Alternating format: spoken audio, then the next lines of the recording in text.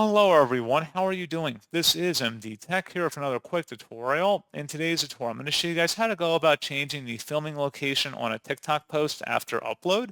So I believe you have 7 days to change that information. So this should hopefully be a pretty straightforward process here, guys. And without further ado, let's go ahead and jump right into it. So all you have to do is select your profile icon at the top right and select Profile.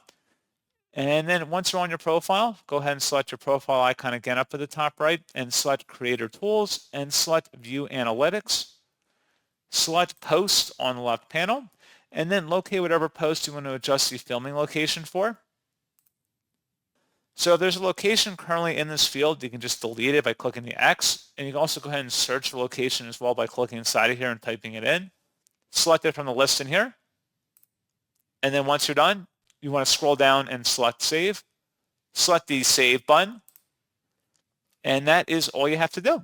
So pretty straightforward process, guys. And as always, thank you for watching. I do hope I was able to help you out. And I do look forward to catching you all in the next tutorial.